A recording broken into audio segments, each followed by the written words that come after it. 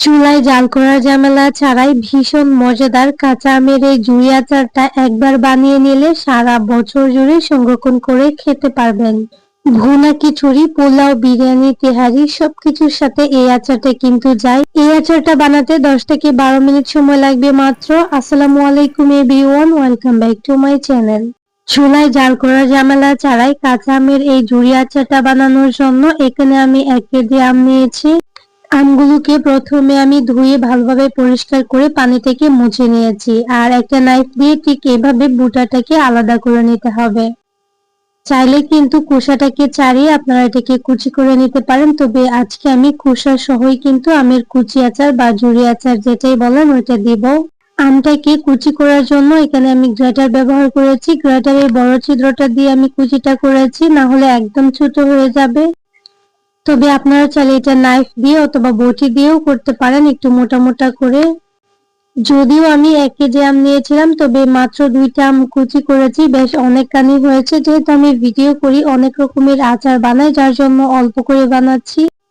2টা আম ধরেন half KG, আমি এখানে হাফ কেজি আম নিয়েছি আর এটাকে কুচি করে নিয়েছি। একটা বাটিতে আমি কুচি করা আমগুলো নিয়ে নিচ্ছি। কুচি করা আমের মধ্যে 1 টেবিল চামচের মতো আমি লবণ দিয়েছি। এখানে একটু বেশি পরিমাণে লবণটা দিতে হবে। এই লবণটা আমি চিপে ফেলে দিব, এত লবণ থাকবে না। খুব ভালোভাবে মেখে নিয়েছি, আর এটাকে চাইলে 10 থেকে 15 মিনিটের জন্য রেস্টে রেখে দিতে পারেন, তবে আমি খুব ভালোভাবে মেখে সাথে সাথেই কিন্তু এটাকে চিপে নিচ্ছি। যেহেতু আমি এটা গ্রেটার দিয়ে গ্রেট করেছি, এত সময় রেস্টে রাখার দরকার নাই। যদি নাইফ অথবা বটি দিয়ে একটু মোটা করে কুচি করেন তাহলে 10 থেকে 12 মিনিটের জন্য রেস্টে রেখে দিবেন, তাহলে এটার ভিতরে এক্সট্রা পানিটা বের হয়ে যাবে। এখানে আমি সুতি একটা কিচেন টাওয়েল নিয়েছি আর এভাবে চিপে রসটাকে আলাদা করে দিচ্ছি। আর আপনারা চাইলে কিন্তু এখানে সুতি যে কোনো পাতলা কাপড় নিতে পারেন। ভাবে আমি এটাকে চিপেছি, দেখেন একদম শুকনো হয়ে গেছে, এক্সট্রা পানি নেই এটার মধ্যে। এখন একটা বাটির মধ্যে নিয়ে নিচ্ছি।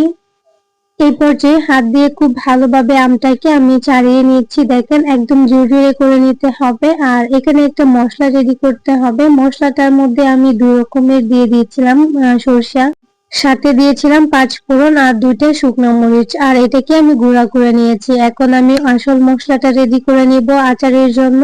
একটা বাটিতে আমি যে মশলাটা রেডি করেছিলাম ওইটা দিয়েছি, হলুদের গুঁড়া, মরিচের গুঁড়া, জাল এবং কালারের জন্য, সাথে স্বাদমতো লবণ, ভিনেগার দিয়েছি।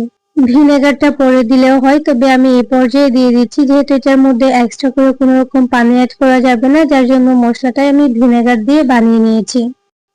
মশলাটা ফুলে কিন্তু একদম ডাবল হয়ে যাবে, সো এটাকে একটা সাইডে রেখে দিচ্ছি। আর এখন দেখেন আমি এখানে কিছু কুচি করে নিয়েছি রসুন আর হচ্ছে কাঁচামরিচ।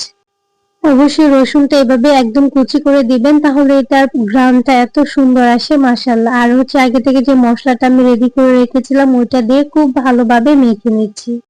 যখন এই মশলাটা আমের সাথে ভালোভাবে মেশাতে থাকবেন তখনই দেখবেন এত সুন্দর একটা ফ্লেভার ছড়াচ্ছে আমের। এটাকে একটা সাইডে রেখে তেলটাকে গরম করে নিব। এখানে সরিষার তেলটা আগে একটা আচারের জন্য রেডি করেছিলাম, পুরোটা লাগে নাই, অর্ধেকটা লাগছিল আর বাকিটা ছিল, ওইটা আবার গরম করে আচারের উপরে দিয়ে দিচ্ছি।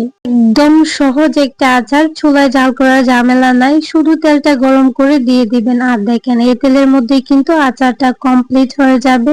এই আচারটা এত ফ্লেভারফুল, এত মজার হয়, আর একদম কম সময়ে তৈরি করা যায়। মাত্র 2 থেকে 3টা আম দিয়ে অনেকটা আচার হয়ে যাবে।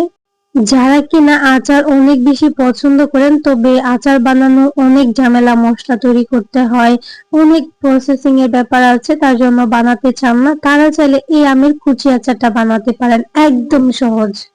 তো রেসিপিটা শেষ করে নিয়েছি, সাথে একটা রিকোয়েস্ট করছি, ভালো লাগলে চ্যানেলটাকে সাবস্ক্রাইব করে দিবেন। সবাই ভালো থাকবেন, সুস্থ থাকবেন, আল্লাহ হাফেজ, আসসালামু আলাইকুম।